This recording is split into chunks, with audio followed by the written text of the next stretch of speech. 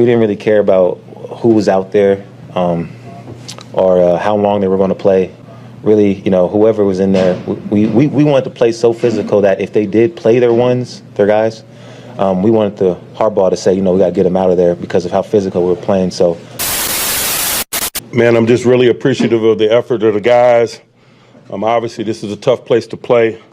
That's probably 3 or 4 years in a row right there that we've been able to come up here and get it done. And so the Pittsburgh Steelers beat the Baltimore Ravens 17-10, and they haven't punched their ticket exactly yet. But I believe, guys, and correct me if I'm wrong in the comments, you guys need the Dolphins to beat the Bills on Sunday Night Football, or you need the Tennessee Titans to tie or beat the Jacksonville Jaguars. Now, if I'm going to put my money on anything, it's going to be on that Dolphins game. That Dolphins versus Bills game, I believe that's going to be the game where you guys might have the biggest chance to punch your ticket. But you guys did what you needed to do in this circumstance. Let's talk a little bit about the game, but first, I need to bring up the unfortunate side of everything. As of right now, I don't know what can come out later on. I don't know what may come out by the time you guys are listening to this, but unfortunately, TJ Watt, your star player, in my personal opinion, the best player in the National Football League, and that's coming from a Bengals fan, he has a grade 3 MCL sprain. What does this mean for the Pittsburgh Steelers? Well, number one, hey, no tears, right? Especially no ACL tears. Let's be happy about that. There's a beauty in that regard, so let's be very, very happy about that. No ACL tear. Unfortunately, with a player of TJ Watt's caliber and how important he is, it is to be said that this is a 3-week injury recovery ordeal. Even in that regard, who knows if that's a week more or a week less. It could be 2 weeks, it could be 4 weeks. So if you guys do make the playoffs, it's likely that he'd be entering the chat during an AFC Championship appearance and or a Super Bowl appearance, or maybe the second round. But unfortunately, it seems as if all goes well for you guys, the Dolphins beat the Bills and you guys punch your ticket in, it seems as if at least for that first week, no matter what, you're not going to have TJ Watt, more than likely for that second round as well.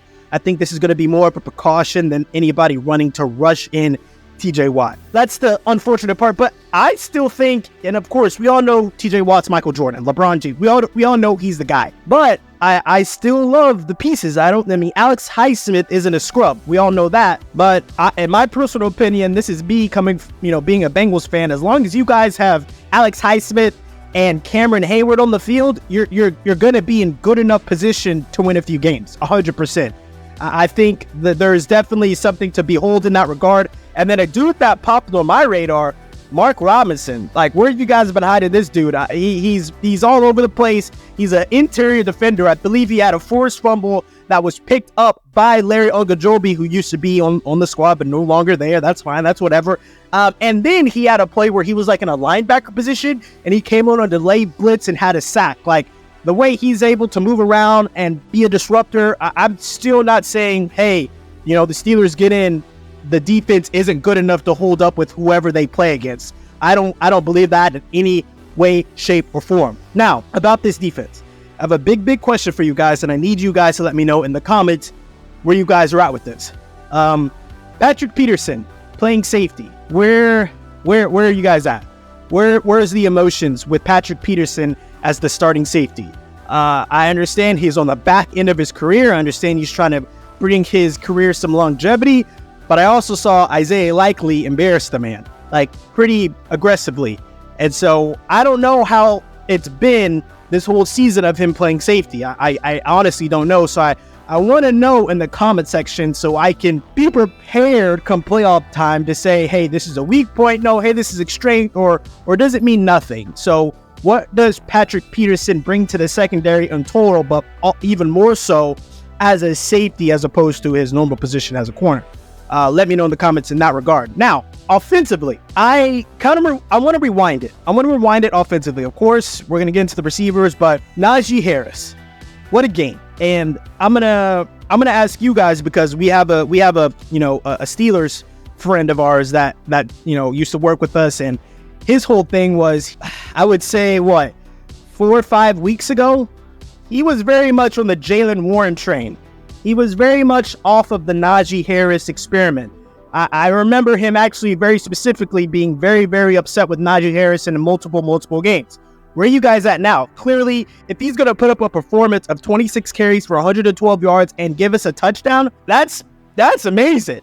But things that I have heard, right? Things that I have seen within social media, which through the Pittsburgh tunnels, the Pittsburgh talks, it was soon to believe that Jaylen Warren needed the bulk of the carries. Like, I've been seeing people like, I want Jaylen Warren more involved, but Najee Harris is playing great. So, with Najee Harris playing great, are you guys okay with extending him? Does he stay in Pittsburgh? Does he stay in the organization? Has he won over the hearts yet again? In my personal opinion, it seems as if the offensive line was never up to par to really get Najee Harris going. You need a good offensive line. He's like a Derrick Henry. In order for him to get rolling, he needs his gaps. You guys had a beautiful wham block concept where the guard pulls and blindsides the defensive tackle, and then Mr. Najee Harris just slides off the ass of that guard and gets into the end zone. So I need to know, where you guys at with Najee Harris? Where's the emotions at with Najee Harris? Please let me know in the comments. And then Mason Rudolph, a tough game. It seems as if you hear the announcers going on and on and on and on again about how he has an unfortunate ability to hold on to the ball too long. 3 fumbles. That's crazy. But it was raining. The weather was off. It was very cold. 100%. I'm there with you. 3 fumbles, though. That's tough. And then Jaylen Warren put the ball on the ground twice as well. And then Calvin Austin as well, kind of with the muff punt. So let me know 2 things. I want to know where you guys are at with Kenny Pickett. And we made a video X amount of weeks ago, okay? And when Mr. Matt Canada was fired, Kenny Pickett gets into the game. I said verbatim, I don't see a difference. And I remember you guys came after me like crazy, saying I don't know football, saying I don't know this, I don't know that. And I'm sorry, but the guy's on the bench, and even more so, there were reports of him saying, hey, I don't want to back up this guy, that guy. But also during the game, you hear him kind of being an assistant to Mason Rudolph. I believe they said something like he got him a heater or something like that. So let me know where you guys at with Kenny Pickett, because I got a lot of SHIT from y'all a few weeks ago when I said, hey, I don't see a difference.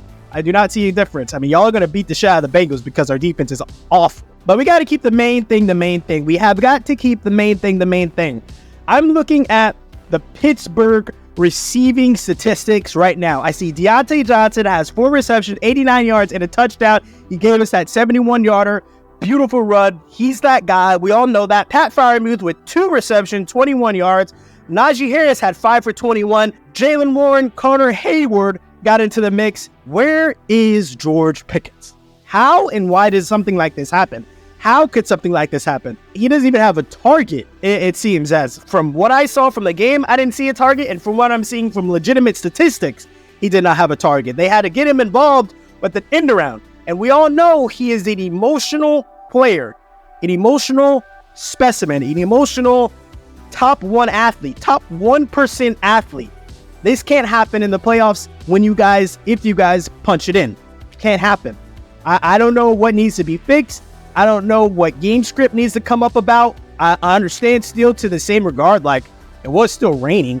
I don't know if you guys want to accept that excuse of the weather. But from what I saw, this was still the Baltimore Ravens second unit.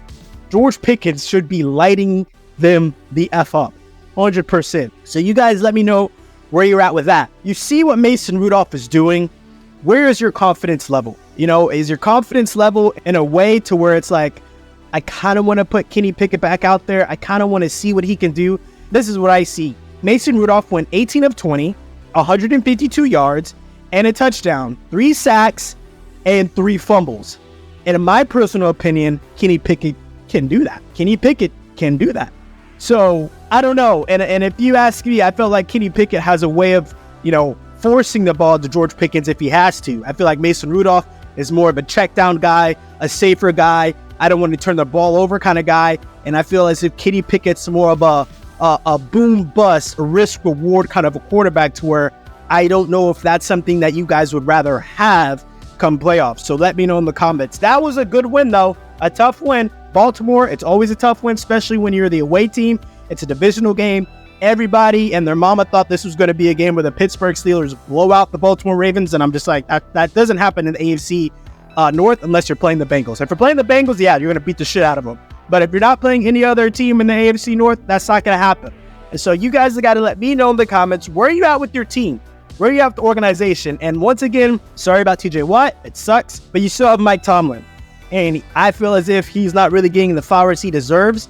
I remember a lot of you guys in the midway of the season, I saw a few messages saying, hey, his job is on the line. There was all those rumors, and look at that. He beats the 500 mark. He ends the season at 10-7. He's one of the greatest coaches of all time. It's a beauty in that regard. Good luck.